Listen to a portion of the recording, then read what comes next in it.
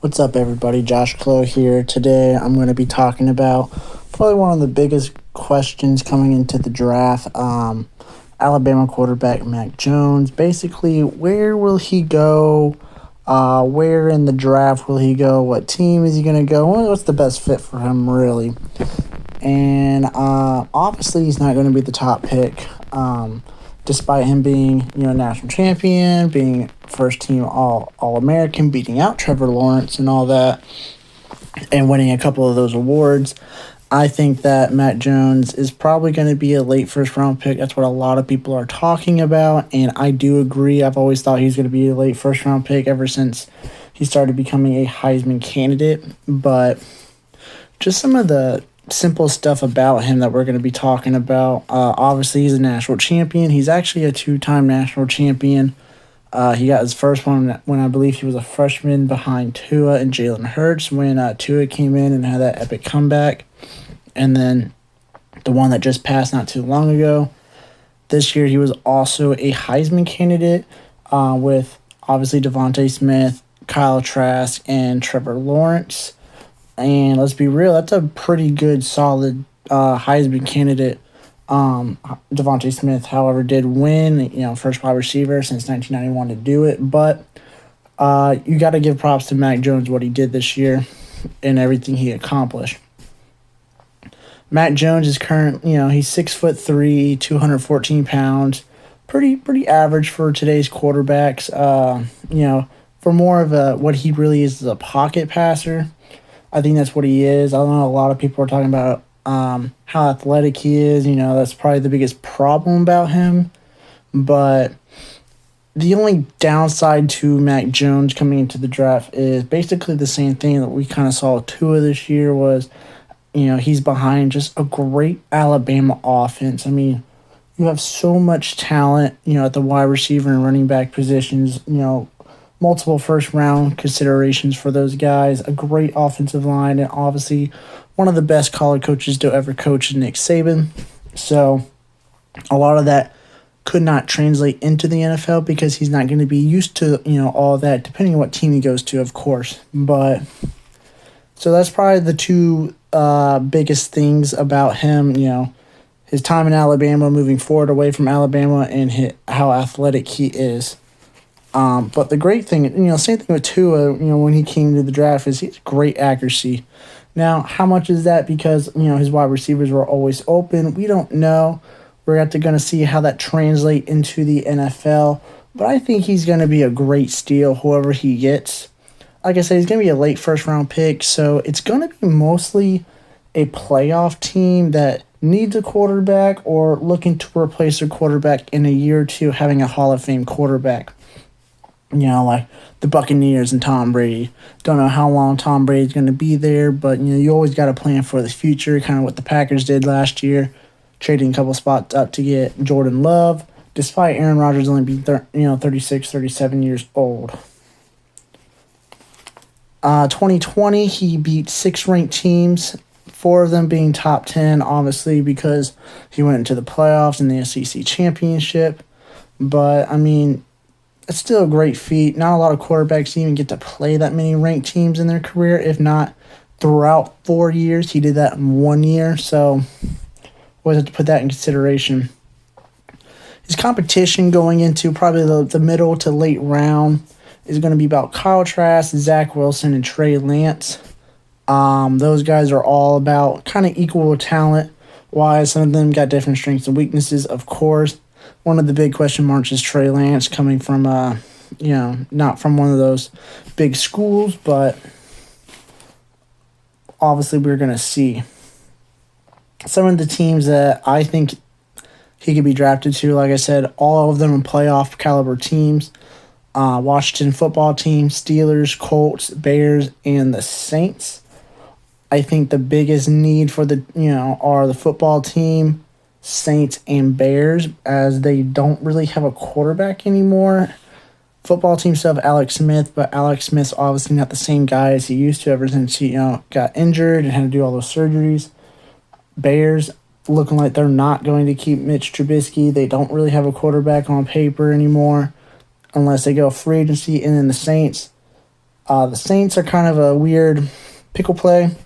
Drew Brees is expected to retire, hasn't announced he's going to retire. We're kind of waiting on that. And then he has Taysom Hill and Jameis Winston.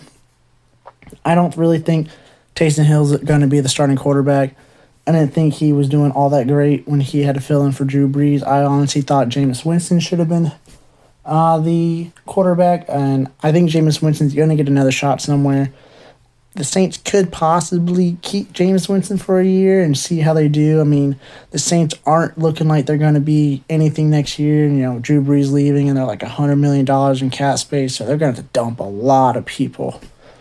But, that's definitely could be, why bringing in a rookie quarterback. So to free up that cap space, that's $20-30 million you're not going to be spending on a quarterback for 4 to 5 years. But I think the two teams I think Mac Jones is going to go to will be either the football team or the Steelers.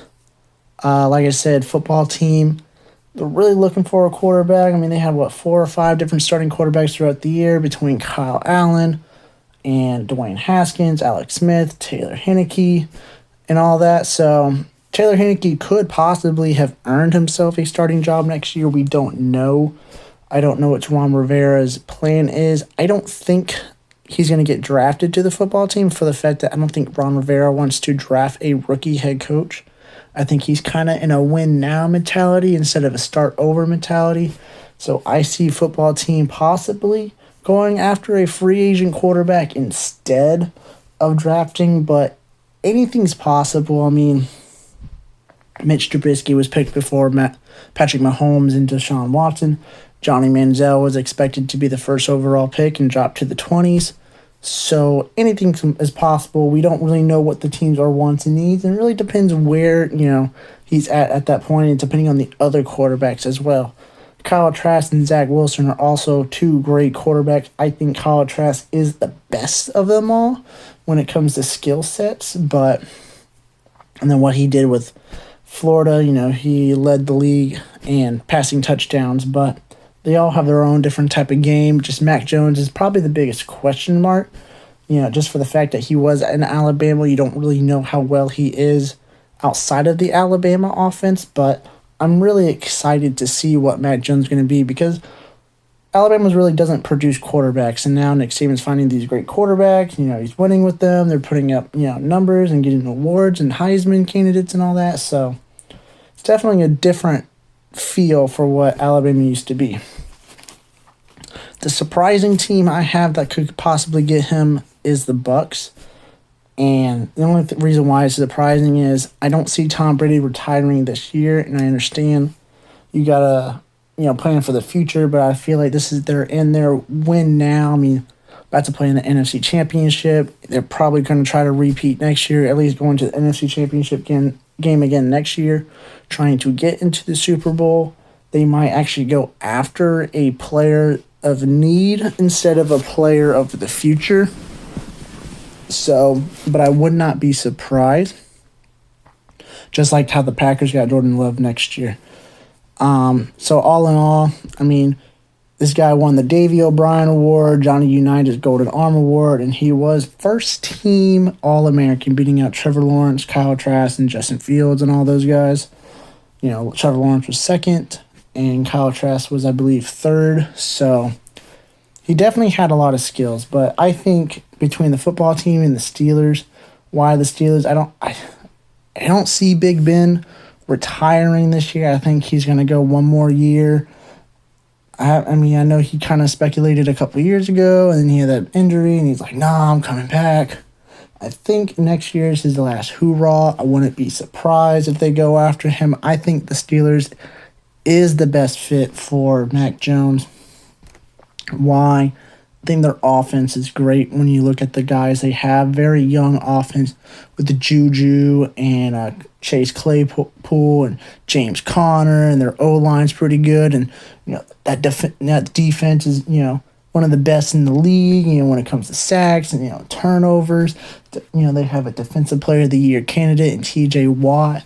Obviously, that team is going younger. I think Big Ben is starting to hold that team back. I think Father Time's finally catching up to him. But all in all, we're going to see. But I feel like the Steelers are going to be the team to get him.